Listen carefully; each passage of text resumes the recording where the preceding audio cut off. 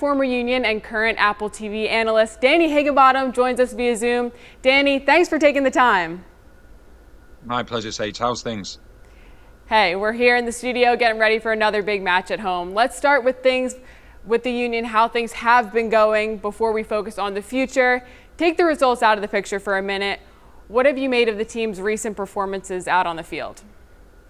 I think it's been difficult. I think there's no question about it. When you look at the team, there's been a huge change, and I think we know with Philadelphia Union that they're a team that they sign really good players. You know that sometimes other teams aren't looking at, and then they make those players better, and then they end up moving on again. Now, I think you can keep doing that for a certain amount of time, but you've still got to have leadership, you've still got to have experience. And you look at the players that have gone over the years, the likes of Carranza, Martinez, Elliott, and then you look at the off season that's just gone by, and you look at Wagner going, you look at Glesnes, Baribo, Ua, and you've lost a large amount of the leadership sort of players within that team, the experienced players.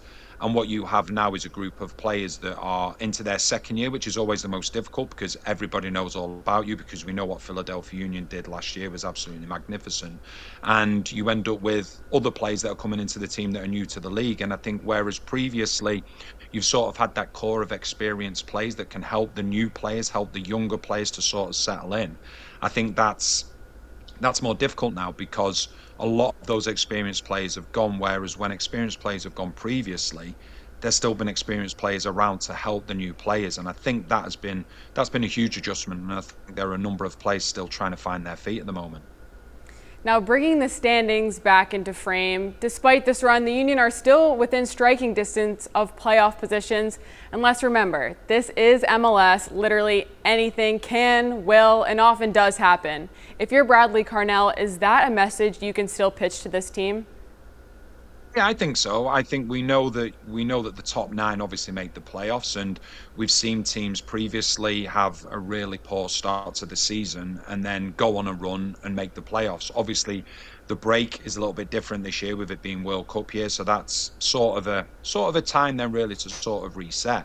But the biggest thing I will say about football is all about confidence, and winning becomes a habit and losing becomes a habit as well. So you want to try and get back on the winning side of things as soon as you can, or otherwise it becomes very difficult, in particular, like I said, for the new players that are trying to bed in.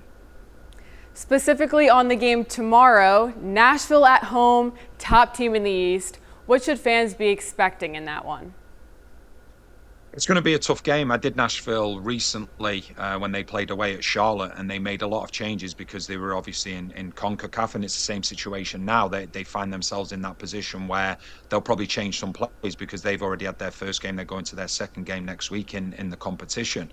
But one of the things I'd say about Nashville is that regardless of who plays, they don't change their style of play. They went to Charlotte, they made a number of changes and ended up winning the game and looked really, really comfortable. So it's going to be a team that wants to dominate the ball. They've got so much going forward, the way that their midfield can sort of connect to their attack, but they'll play out from the back. So it's going to be a situation where I think Nashville will play out from the back. They'll say to Philadelphia Union, okay, you come and press us. And you have to be very, very careful when you press this Nashville team, because if it's not collective and it becomes individuals, then they will play through you. And I think that's one of the things that I'm sure Bradley Carnell is still trying to instill into his players, because I think one of the strengths of Philadelphia Union last season was their biggest assist maker was probably their press. The way that they went about it, they would press in numbers, they'd play a high line. And because everybody was on the same page, the amount of times that they were able to dispossess the opposition in their own half was brilliant from their perspective, and enabled Philadelphia Union to score a lot of goals and sort of catch the opposition out of position. So they have to make sure that is right, because if they go pressing but they're not pressing in numbers and the pressing isn't sort of dictated in a good pattern, then they could be really cut open. One positive we've seen in recent weeks is the emergence of Jesus Bueno. Injury aside, has he clawed his way into contention for a starting position? I think there has to be a huge argument for that. I remember watching Bueno probably, I think it was maybe 2 years ago, and he sort of had his breakout, and it was in Leagues Cup, where I think everybody had sort of looked at him and thought to themselves, oh, he's a defensive-minded midfielder. But the positions that he takes up going forward, the way that he can strike the ball, I think he's shown what he's capable of. We know that last season Lukic and Danley was one of the best partnerships in MLS, but Bueno is asking serious questions now. Whether that means Danley maybe moves up into that 10 position, I'm not too sure. But he's definitely shown what he's capable of with goals, with the way that he defends. He wears his heart on his sleeve, and I think that's contagious to players around him. And it's such an important position within this Philadelphia Union system, particularly when they're playing this 4-2-2-2. The Union have two mega talented but mega young prospects in Kevin Sullivan and Malik Jakupovic. What have you made of how Bradley Carnell has utilized these two players in particular? I think from Bradley Carnell's perspective, I think it's a very difficult situation because I've seen it myself. I remember growing up at Manchester United and everybody spoke about the class of '92. Now, I'm not putting the two players that you've just mentioned on the same par as those players at Manchester United, but it's a similar situation. Those players came into the team and they were absolutely incredible, but they had experienced players around them. They had the likes of Brian Robson, Steve Bruce, Mark Hughes, Paul Parker, players that could sort of take care of their job whilst also helping the younger players that were coming into the team. This is a different situation. I think you've got a group of players at Philadelphia Union that are still finding their way. They're sort of looking after their own performances. And when they're looking after their own performances, when the younger players come into the team, it's very, very difficult for them to be able to look after their own game, but also make sure that the younger players are being protected and helped as well. And that's when you tend to see younger players flourish. A lot of people will be looking at Red Bulls and saying, well, hang on a second, you've got Mehmeti there, you've got Hall there. You do, but you have players like Forsberg around him, you have Tim Parker, you have Dylan Nealis, you have experienced players around him that can help him. You've got Choupo-Moting day in, day out, although he's not playing every single game, he's not involved in every single game. On that training ground, the advice and the experience that they can pass on to the young players is absolutely massive. So I think a lot of people will look at it and go, well, these two younger players, you have to give them the opportunity because things aren't going right. I also think you have to manage these young players as well, because I've seen it so many times where young players are sort of thrown into a situation which isn't as best suited to younger players, and it can become a real struggle for them, and it can set them back. So it'll be interesting to see how Bradley Carnell goes about it. We've seen it Kevin Sullivan in particular, he's been given opportunities, and it's just a case of making sure that you've got enough experienced players on that team that are sort of comfortable in their own skin with the way that they're performing to be able to help the younger players, or otherwise it can become very, very difficult. So you spoke about younger players, and we've discussed on the show how the team may have missed some of the experience that exited the roster one way or another.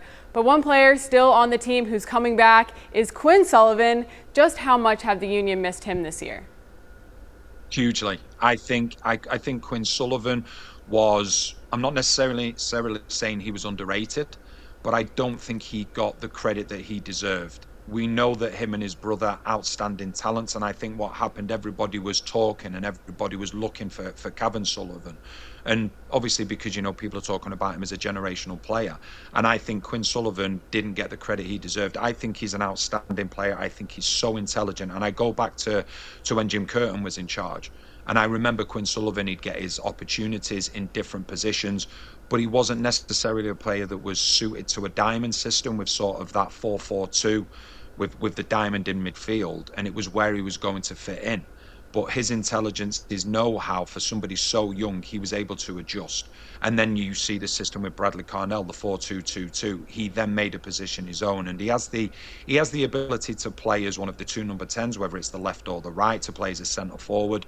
And what he brings as well is absolutely vital to the way that Bradley Carnell's teams play, which is energy out of possession. You lose the ball, the importance of that counter press can never be understated, and he's a player that's able to do that. He knows where the back of the net is, he knows the pass to pick as well. He's got the ability to pick a pass that a lot of players don't see, so he would be such a welcome return, and the sooner that he's back the better, not just for the team but also for him as from a personal perspective, because I got to know Quinn a little bit, and the injury that he's had, I've had exactly the same thing, and it becomes very, very frustrating, especially just broken into the US men's national team squad as well. So I can't wait to see him back on the field as soon as possible. While we've got you, Danny, I also want to talk a little bit of World Cup. It's almost here. Which teams are you watching closest and why? I think I actually had to write them down because there's a number of players on each of these nations that you look at and you think to yourself, wow. I think, France, Spain, Portugal, England, obviously, because being an Englishman, I've always got to look at them, and they've got such a wonderful group of players, really, really good age as well of players. So it's a real opportunity for them this year in the World Cup. But then you look at France, and like I say, I wrote it down, the likes of Mbappe, Dembele, Cherki, Doué. The attacking intent of this team is just phenomenal. And I think they have an incredible opportunity. And then when you look at Spain, I love the youth in their team in particular, Yamal and Pedri. And then you look at Portugal, their midfield has to be arguably the best midfield that you're going to see in the World Cup, with Fernandes, Vitinha, João Neves. So there's an embarrassment of riches in those three nations that I've just mentioned, and I would look at those three teams, and Portugal probably an outsider, but when they're playing at full throttle, they're an unbelievable team to watch, and I'm looking forward to watching those three teams in particular, and obviously England for personal reasons, but there's going to be a number of teams, and I think there'll probably be, excuse me, there'll probably be a few surprises along the way as well. And France has a group stage game in Philly. What an exciting time for the city. The U.S. men's national team roster announcement is less than a month away. Which areas of that group are you keeping an eye on in terms of who Poch plans to bring with him to the big dance? Yeah, I think there's probably a number of situations that you're looking at. I think Matt Freese, a former Philadelphia Union goalkeeper, now doing extremely well at NYC. He sort of made that position his own.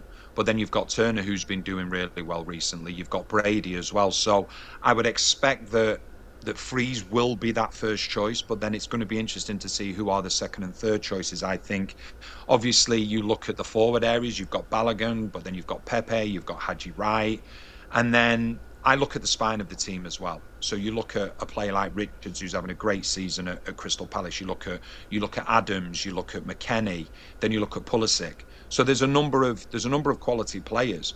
But then I think at the forefront of that, you then have to look at it and go, okay, the thing that everybody's been talking about with Pochettino, is he going to go with a back three? Is he going to go with a back four? And I think it's about how the US really stamp their authority on this tournament, because I think they're a team that if they're able to get the lead, then they're a team that can sort of then play on the counter attack. Whereas if they concede first, I think they find it very difficult. So I think the opening of games, I think the tension that's going to be around it, I think the pressure that's going to be on the players is going to be huge, but they've got to deal with that because everybody knows that obviously the US is hosting the World Cup. So within that itself brings a lot of pressure, and you've got a lot of players that are coming to their peak. So I think Pochettino has probably a number of decisions to make, not only with players that he wants to bring into the squad for the positions that I've mentioned, but also the starting 11 and making sure that players are fit and ready to go. And then add on top of that, is it going to be a back four or a back three? So I think there's a lot of questions to be answered from the US perspective. And I think myself, even though I'm English, you really want to see the US do well, because that's only going to help the growth of the game over here. I'm looking forward to it. Danny, really insightful analysis as always. Thanks for spending some time with us this week. Let's do it again soon. Absolutely my pleasure, Sage. Thank you.